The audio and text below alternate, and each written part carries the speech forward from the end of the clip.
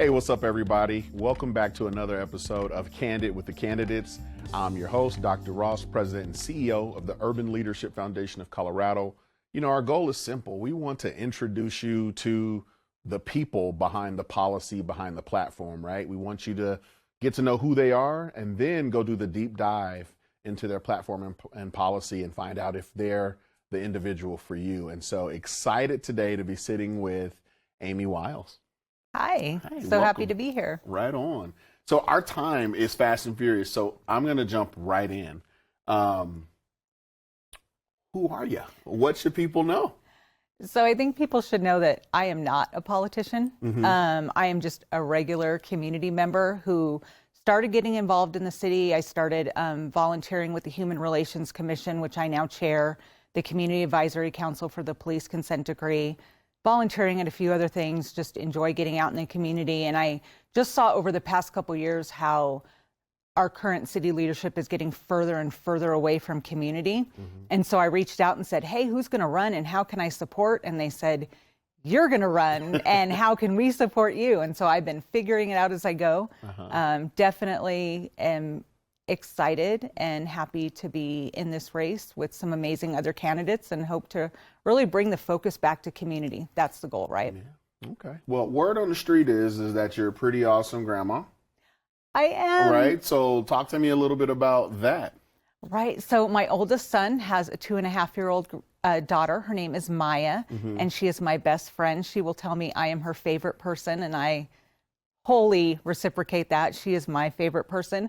And I think that's part of the reason why it's important to run. Our city needs to be successful and long-standing and have opportunity for our young people. She's only 2.5, but she's growing so quickly, and we need to make sure that there is an awesome future for her staying in the city of Aurora. Yeah. That makes sense. And so you're running for Ward 2. I am. And which is personal because I live in Ward 2. Awesome. And so I've been watching, and you know, one of the things that I'm curious from your perspective, you know, when we are talking about city council, we're talking local, right? We're talking potholes. We're talking, you know, the things that impact everybody's day-to-day experience.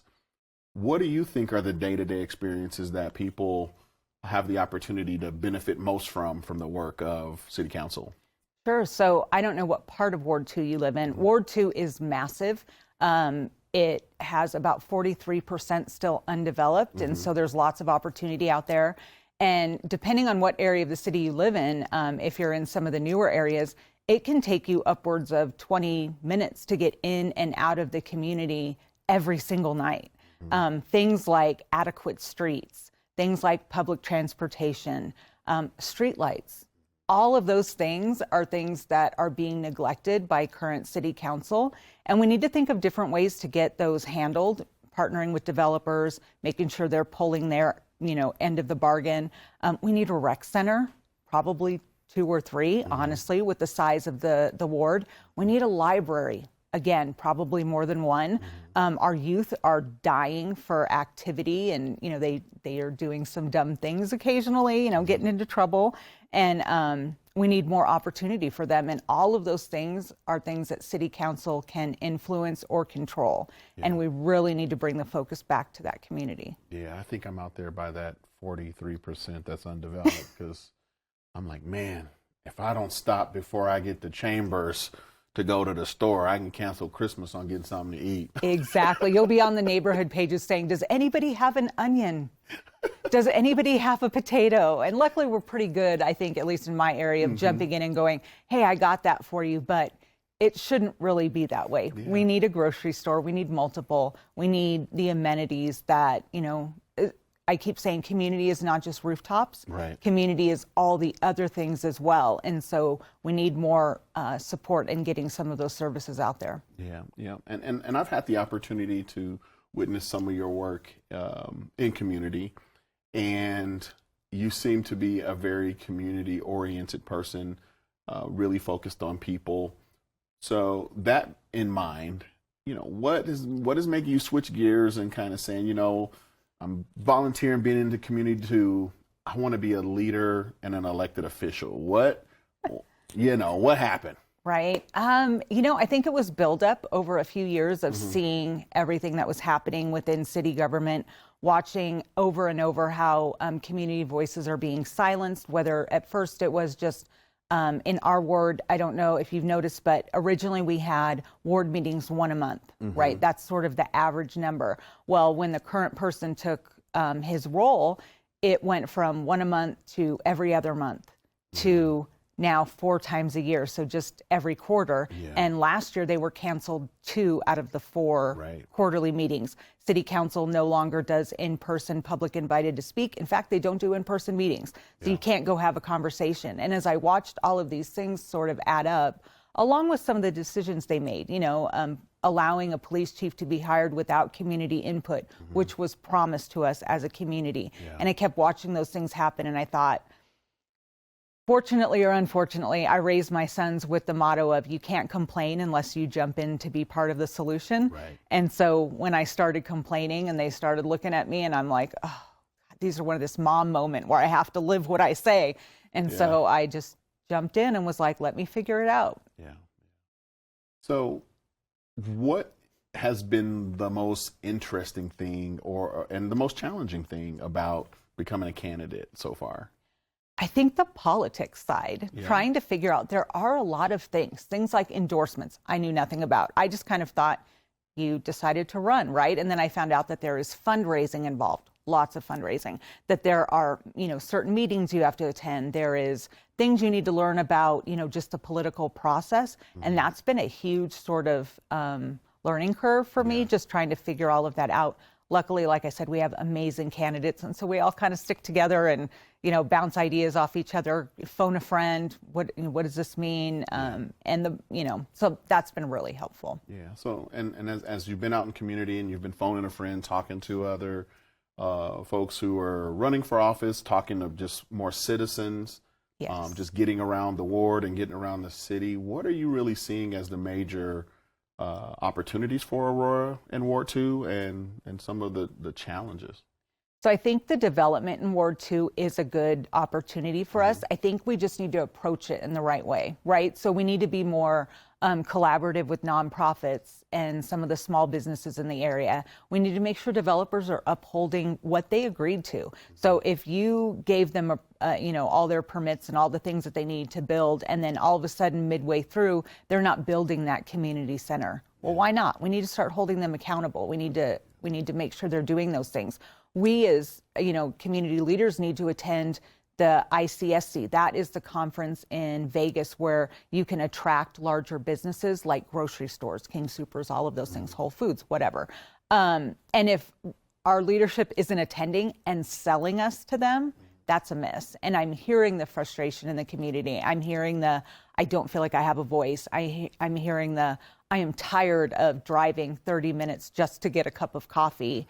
All these things. And so I think that I, as a leader, would be very community focused and would constantly want input. I would just be there to represent what the community wants. So I am not taking money from developers. I'm not taking money from lobbyists, from oil and gas. I want to make sure that my mindset, my goal, my focus remains deeply rooted in community and the community needs. And so that's what I've been really focusing on, just going out, building relationships, attending so many. I attended in Harmony a couple weeks ago. It was a youth fair put on, and it was with WAMOS. They're a nonprofit in the area, and they came out and helped publicize this youth fair where all these young entrepreneurs came and sold their items. And it was a great place, one, to get some great, food and snacks and drinks and all of that, but also meet the community and hear what these future voters need as well. What are they excited about? What do they need? What are they worried about? All of that is so important. And talking about community, one of the things politically that, well, at least it's my opinion, but I think it's true, and I think a lot of people would agree, oftentimes policy and legislations happens to people and not with people, right? And so what are your thoughts on that? And and if you're in office, kind of what's your approach to ensure that the policies happen with people versus to people? Absolutely. I think it's just, like I said, all about being in community. You cannot, leaders cannot separate themselves from the people they represent. And I see that happening currently. Yeah. And that's what worries me, right? So you need to be deeply entrenched in the community. You need to be holding, multiple meetings and moving those meetings around. The current meetings are held at one location. Well, that's great for people that live in that direct area. Right. They really need to be moved throughout the ward because the ward is so large. It goes all the way up by DIA, then all the way down to, the conservatory, I think is the most southern end. And so that's a large area. That's a large,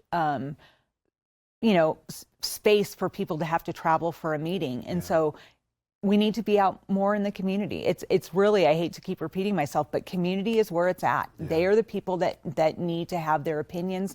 We need to focus on, the reality is our city budget is horrible. We are $26 million in the negative. And so we have to partner with nonprofits. Our current council is hesitant to do that and seems to be closed off. I welcome it. I am already meeting with nonprofits in the community to say, how can we partner? What can we do? What can we work on?